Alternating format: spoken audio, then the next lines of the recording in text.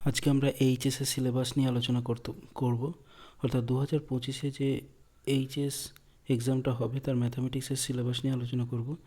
তো দেখো এখানে ইউনিট, টপিক এবং মার্কস এই তিনটে কলম আকারে দেওয়া হয়েছে। তো প্রথম ইউনিটে যে টপিকগুলো দেওয়া আছে সেগুলো হচ্ছে কি রিলেশন অ্যান্ড ফাংশন। অর্থাৎ প্রথম ইউনিট হচ্ছে আমাদের রিলেশন অ্যান্ড ফাংশন, এবং এখানে কি কি টপিক আছে? Relation and function, inverse trigonometric function. Okay, total marks কত আছে? দেখো এখানে টোটাল মার্কস 8 আছে। ওকে, নেক্সট টপিক হচ্ছে অ্যালজেব্রা।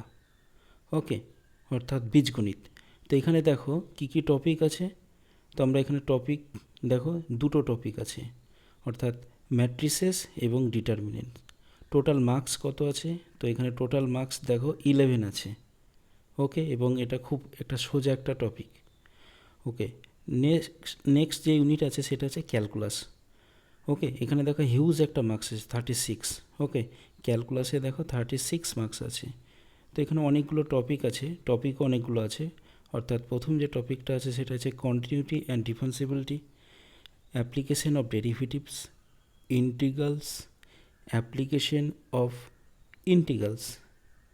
ঠিক আছে, লাস্ট যে টপিকটা আছে সেটা হচ্ছে ডিফারেন্সিয়াল ইকুয়েশন। অর্থাৎ এখানে টোটাল টপিক কতগুলো আছে? 5টা। নেক্সট দেখো ভেক্টর অ্যান্ড 3 ডাইমেনশনাল জিওমেট্রি। ওকে, এখানে দুটো টপিক আছে, একটা হচ্ছে ভেক্টরস এবং 3D জিওমেট্রি। টোটাল মার্কস কত আছে? 13। ওকে, চলো লাস্ট টপিক হচ্ছে প্রবাবিলিটি। ওকে, এখানে টোটাল দেখো 4টে টপিক আছে, প্রবাবিলিটি এবং conditional probability, Bayes theorem, random variable and its probability, repeated independent Bernoulli style. Okay, independent style সেটাকে আমরা বার্নৌলি স্টাইল বলি। আর হচ্ছে binomial distribution. Okay, total 8 marks আছে। তাহলে টোটাল তোমাদের এখানে টোটাল 80 মার্কস হয়ে যাচ্ছে পুরো যদি সাম আপ করো, এবং 20 মার্কস হচ্ছে তোমাদের প্র্যাকটিক্যালের। এবং আমরা যে বইটা ফলো করব সেই বইটা হচ্ছে এসএন দে। ওকে, খুব পপুলার একটা বই।